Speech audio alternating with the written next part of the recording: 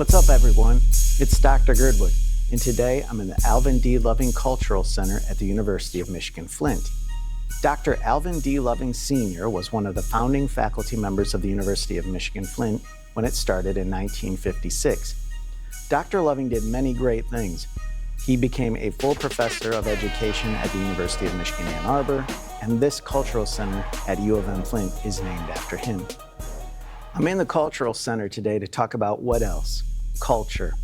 You know, sociologists study many things that occur in everyday life, and culture is one of those things. But we just don't describe culture. We look at what impacts it has on your health, well-being, income, and your life chances.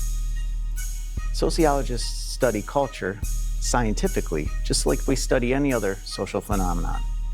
There are two main categories of culture that we're going to study in the Introduction to Sociology class: non-material culture and material culture.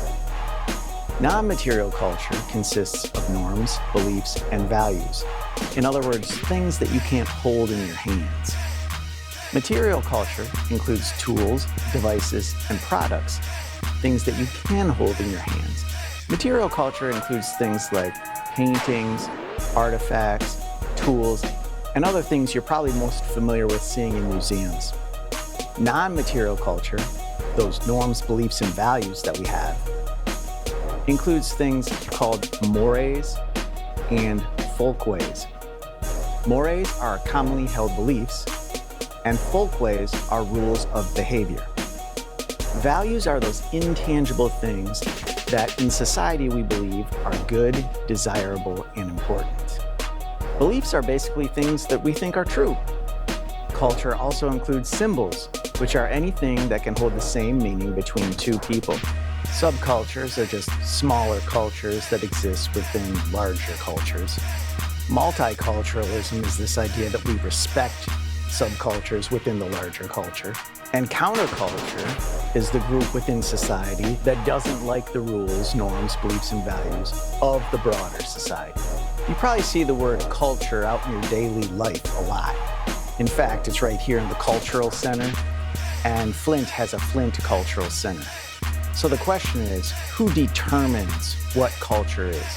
Who determines the norms, beliefs, and values of a society? Who defines culture? Sociologists do not judge cultures or societies, subcultures or countercultures. We just seek to understand them, and that's why we study them. Now I want to ask you, how does your future career intersect with your current culture? Now let's connect the dots. Locate some information about your future career field and the culture in that profession. What are some norms, beliefs, and values of your future profession? Now let's get inspired. Think about another class you're taking right now at the University of Michigan, Flint. How is the culture, the norms, beliefs, and values in that class similar or different to the culture in this class, Introduction to Sociology? You could also think of various groups or student organizations on campus. Are there similarities and differences in the culture of certain subgroups at the university? Are there counterculture groups at the university? What is the predominant culture at the University of Michigan, Flint, and other universities around the United States? Where does that culture come from, and who defines it? Now let's plan.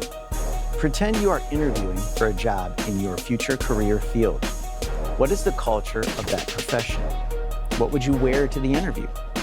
Would you dress or act differently during the interview than you would at home?